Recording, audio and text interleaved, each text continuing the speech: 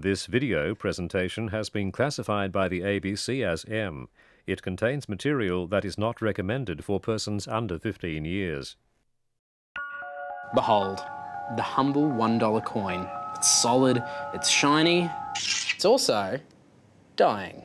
Once upon a time, most of our shopping was done with tiny lumps of metal, polymer and paper. But according to the Reserve Bank of Australia, in the last 3 years, cash has plummeted from being 40% to 30% of all transactions. Instead, we have this forest of cards. You have your credit card, your debit card, your tap as you go card, and your phone has even become a payment system too. Thanks to things like OboPay, a service where you can send and receive money from your phone using a PIN number. There's also Zong, which may read like a Batman sound effect, but it actually lets you buy stuff with the charge added to your monthly bill. And Square, a plug-in attachment from the co-founder of Twitter, Jack Dorsey, that turns your phone into a credit card reader. And within the next 2 years, a lot of this technology will be standard within your phone. Ultimately, these are just new ways to pay with the dollars and cents we already know. What's more interesting is that we're witnessing the birth of entirely new forms of currency.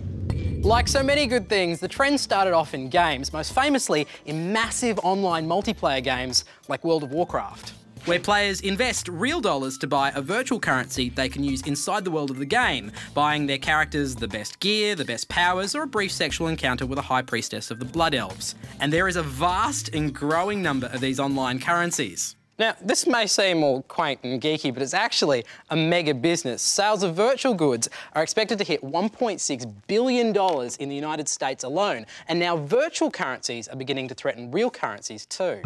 In 2006, QQ coins used in a Chinese instant messaging service became China's fastest growing currency, well ahead of the yuan. Not only were people trading it for physical products, but they were also using it to get around China's anti-gambling laws.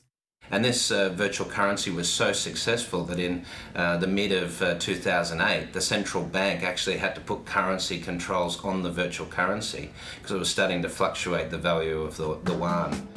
According to King, there are banks in Germany already trading real and virtual currencies.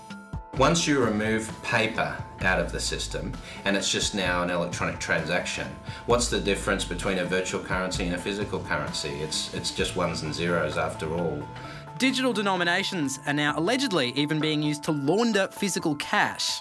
I'd probably take my criminal cash and I'd invest it in poorer countries and get a whole range of people to actually farm the gold for me. Those players spend hours in the game generating World of Warcraft gold, skills and objects, which other players will then buy using real currency.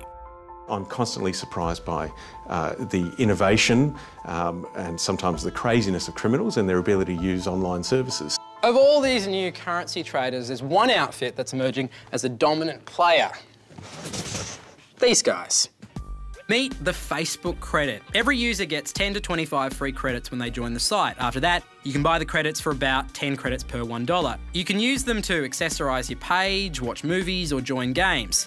The thing is, more and more games and application designers are using Facebook as a means to connect users so they can socialise and play. However, Facebook is now forcing these developers to use Facebook credits as a form of currency.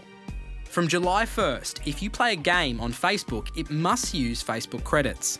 Facebook is big enough to be its own country and the user base is large enough that they've got critical mass. This hasn't been without controversy. Facebook now have a currency war brewing with Apple. Apple have their own credit card-based system and they now ban any iPhone or iPad app from accepting Facebook credits. Because Apple can't skim cash off a currency Apple doesn't own.